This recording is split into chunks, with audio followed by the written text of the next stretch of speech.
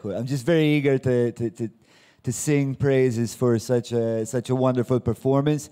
So I don't know, like how's the room feeling? Was that enjoyable? By means of applause, was that enjoyable?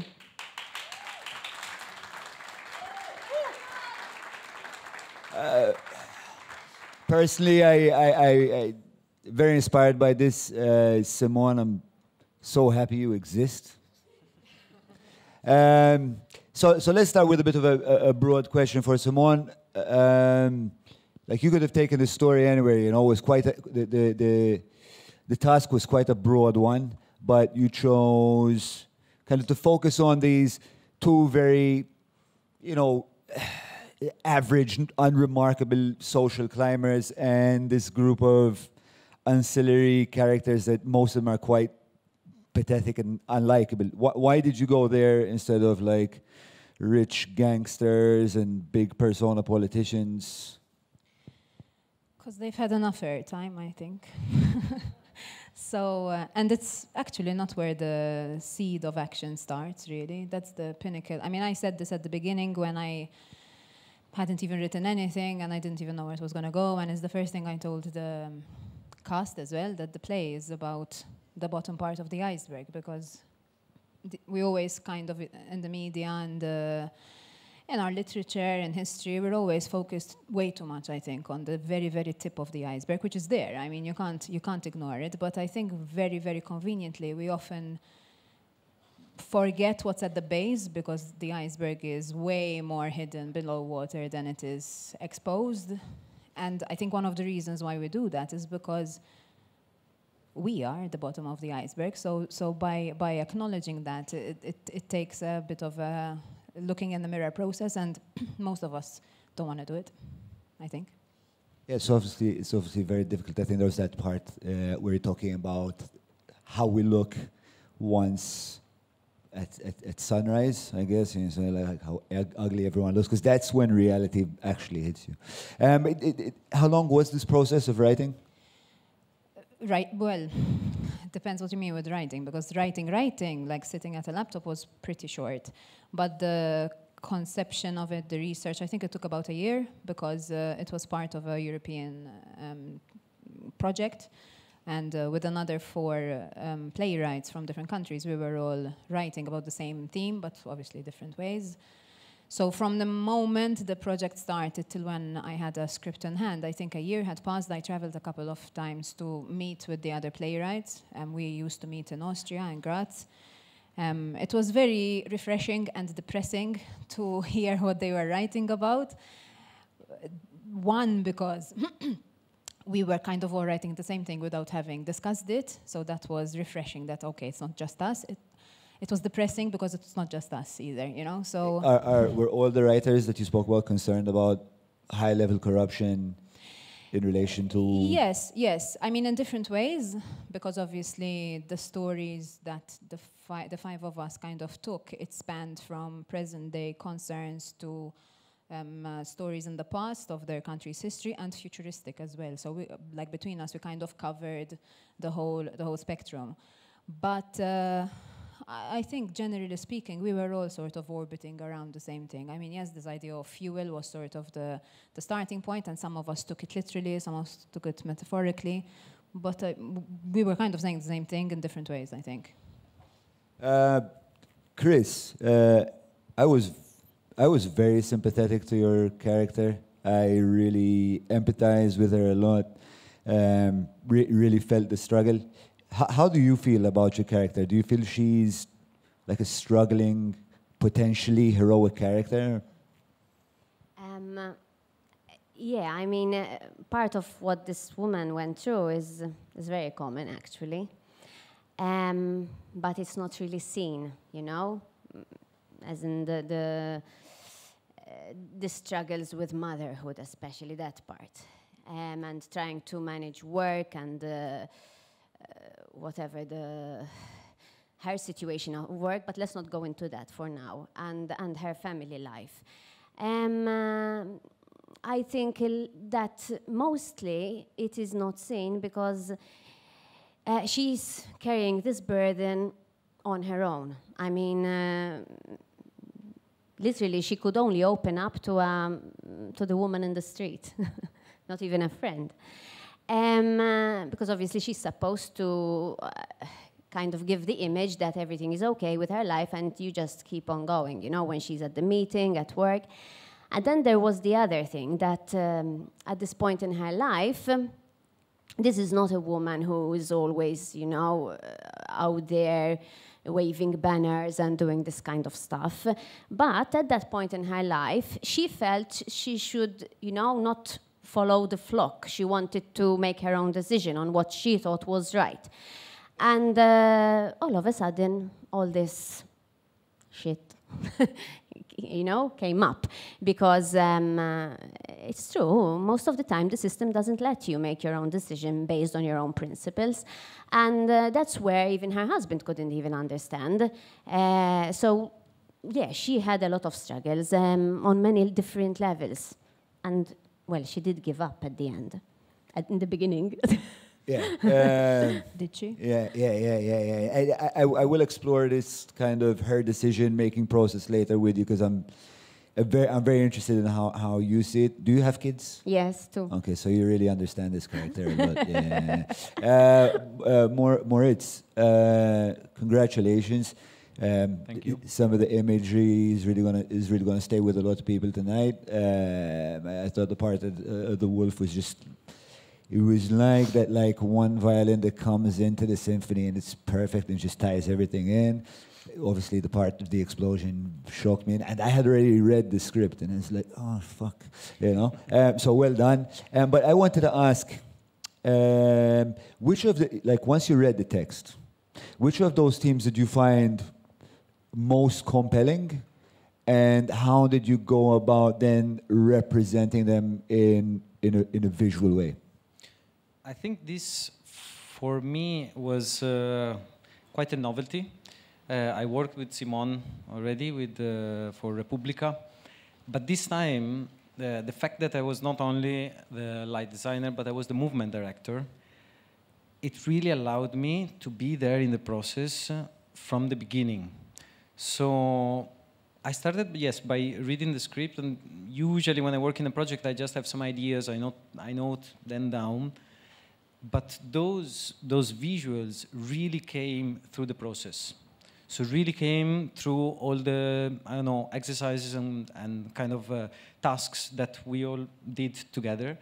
So it's really for this production, I can say that a lot, especially of all the intermezzos, we call all the party scenes, let's say, we really discussed a lot, me and Simone, before each rehearsals. So we went to the rehearsals with one idea, and then in the rehearsals, the idea developed. And the fact that sometimes I could also play with some lights, fortunately we were using a room at MCAST, and it had just a few lights, so I could test out. And so we could see that. And this is a present for a light designer, because it's nearly impossible. Especially here, I have to say, in Malta, the role of the light designer is still coming up a little bit. And so to have the possibility to see a little bit what the visual will be during the artistic process and the development process, that really gives you the ability and the possibility to develop it further, and then to really place the actors where they need to be and to make them do what they need to do in that specific light. So for me, some visuals work because of that, not just because there is a beautiful light, but because the light hits the actors in a very specific way. And thanks to Simone, that allowed me to direct the actors in specific ways in those scenes. Outside of the process, which of the themes were you most drawn to? What really got to you most? I live in Malta. I've been living in Malta for the past 10 years. And I told Simone I love her approach on writing. I think this play, every time I watch it, every time I see it, every time we rehearse it, I feel in a different way. Sometimes I finish the rehearsals and I'm angry. against society, corruption, politicians, not being understood. Sometimes I'm extremely sad. Sometimes I connect to her character a lot, and I also have a little baby, and okay, I'm not a woman, so I don't have that part of the struggle, but there is a lot that changes in your life, and having to fight for a lot of small things, it's so, I don't know, energy draining. And I think that I'm seeing this a lot.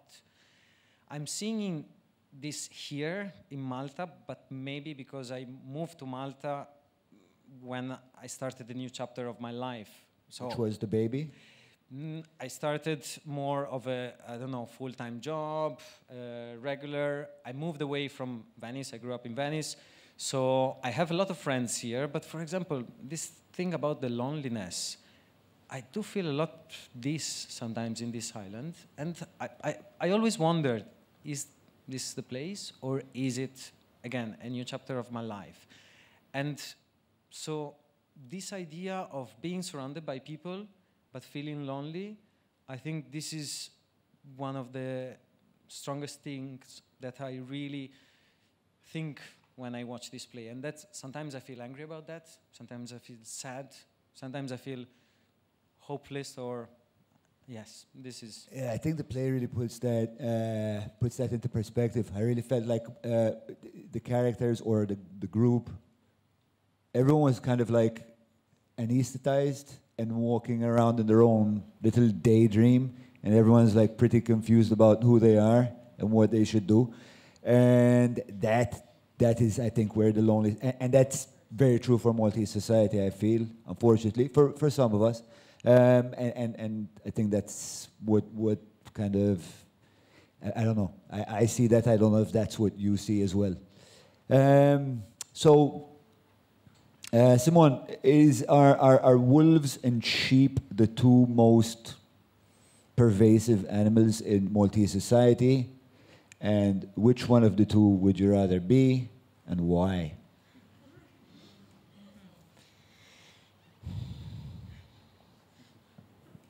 I don't know.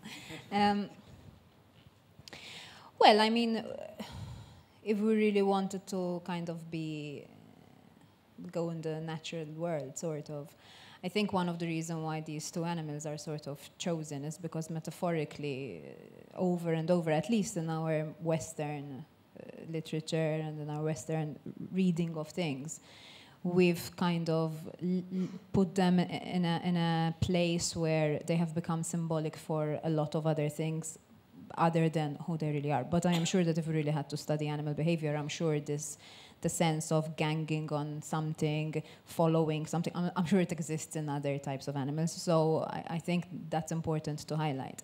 But I think what we need to elicit from this is this idea that the getting lost in the crowd because it frees you, it exonerates you from responsibility, is a circular movement, because at the end of the day, then there's strength in numbers, and it's a very vicious cycle, because I think that's what makes our society work, in inverted commas. You know, we get into these flocks because it protects us, it helps us feel safe, it makes us lose ourselves in the flock, and we kind of follow. But at the same time, then, there's strength in numbers, so we kind of become wolves, but because of the fact that we are so hidden in that, then it kind of excuses us from taking responsibility. It's a really vicious cycle, and I don't know, I don't think there is one single human being on this planet that can say, I have never belonged to either one of them. I think that's what the play is kind of trying to say, predominantly. And then it's a question of how much you stay in one or the other, how much you move from one to the other. But I think human nature and the way we have structured our society, it's impossible to stay, even if you feel very lonely. I mean, as opposed to Moritz, I was born here, I was brought up here, I've lived here, I still live here, and I feel exactly the way he feels. Despite having my family here, my friends, and there are people I feel I belong with, but the sense of isolation and loneliness, I feel it as well. So even if you try to not partake in either one, there are moments in your life where you have to subscribe to some part of it, because otherwise you should just, you know, lock yourself up in a room and never meet anyone else for the rest of your life. would you consider like I know it sounds weird, but like a third animal, which is like, because what you talk about is like the cyclic relationship between the predator and the prey. And like you kind of shift between the two groups, and sometimes the prey turn around, or I think that the concept of the oppressors, the oppressed becoming the oppressors and so forth. But don't you think there's also like the way to break out of that perhaps is to not be a prey, but at the same time not be predacious, like not allow people to prey on you, but at the same time not needing to abuse other people? No, I think it's a very complex equation, because I think there's a lot of subconscious partaking in these processes that we don't think of, we don't question. Sometimes it's the lesser of the two evils, and I think it is that grey, which is unfortunately where most of us sit.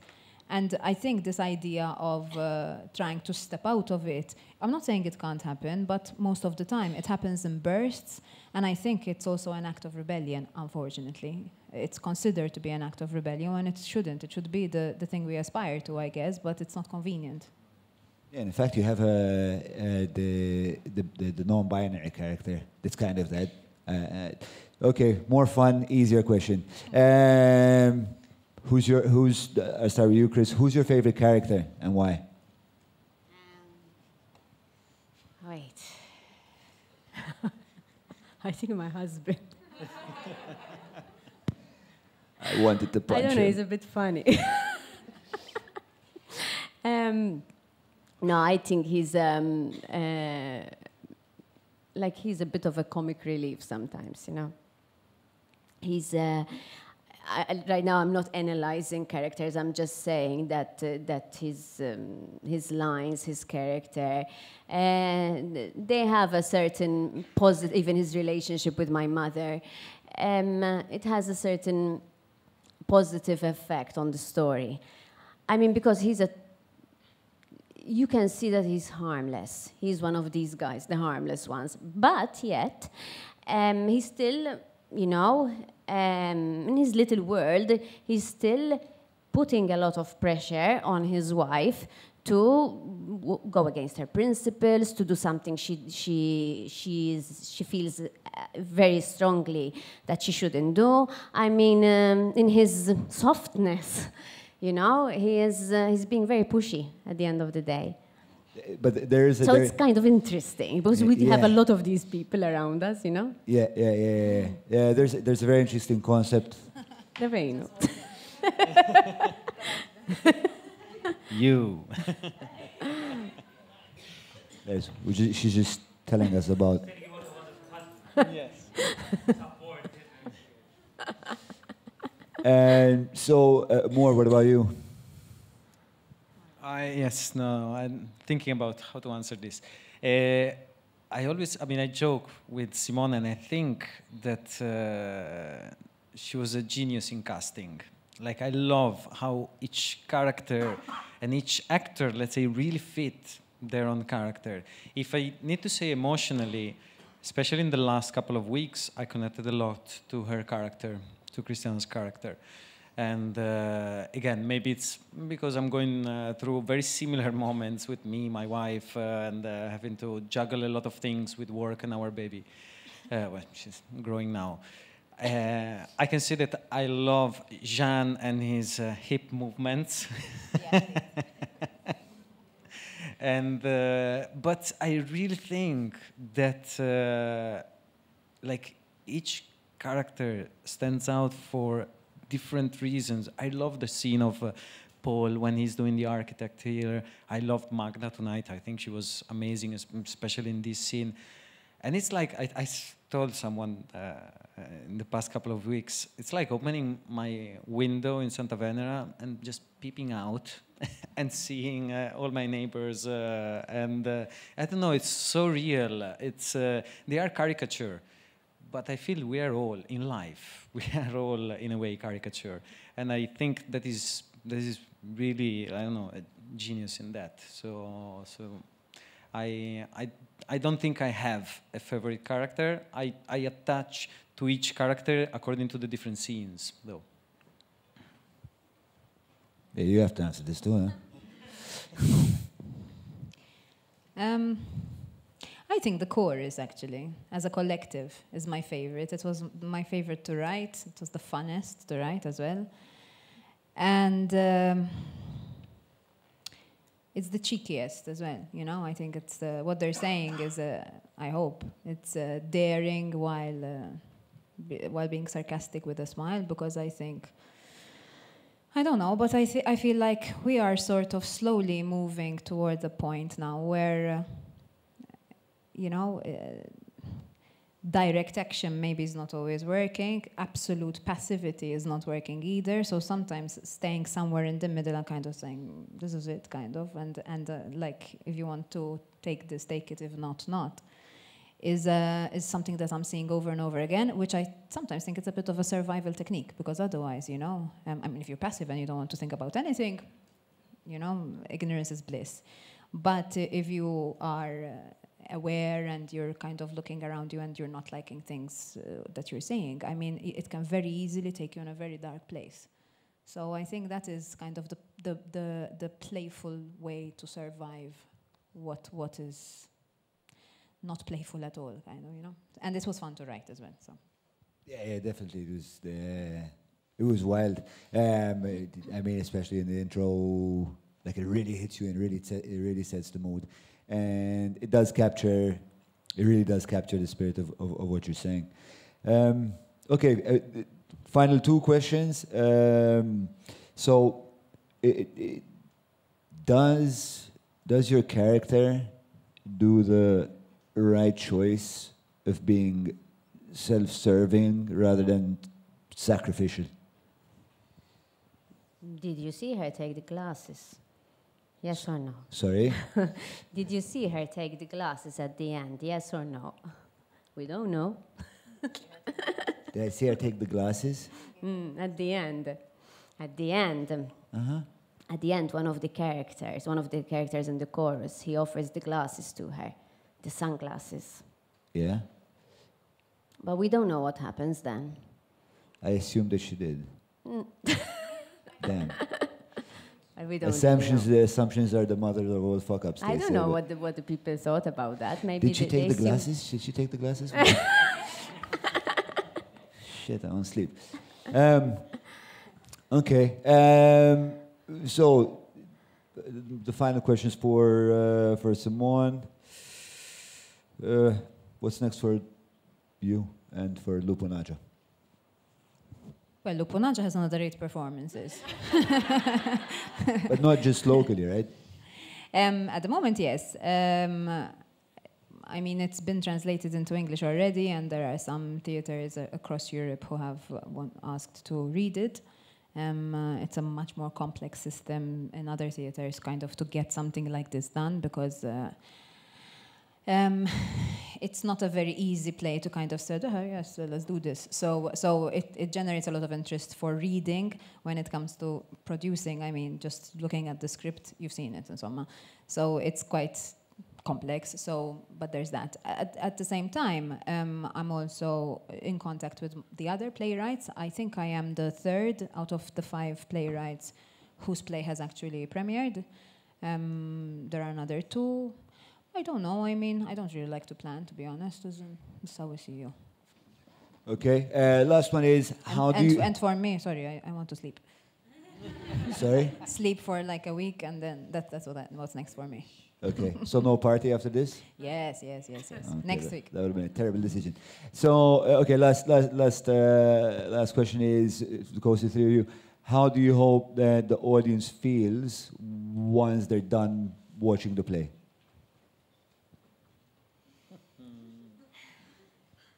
I hope that they feel at least a bit challenged on different levels. There are many things happening in this play, and maybe maybe you don't manage to get them all, you know, because there's so many. But I do hope that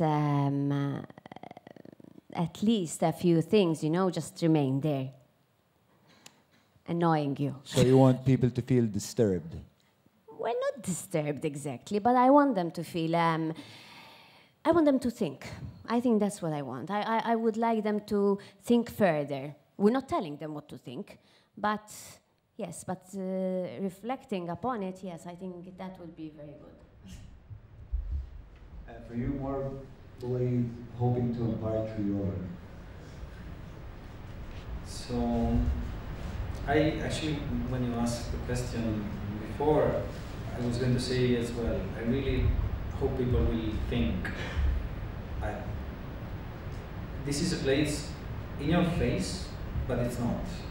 Actually, there are a lot of little things that I believe can get to you if you really think a little bit back to what happened and try maybe to question yourself. I think this is what we miss a lot.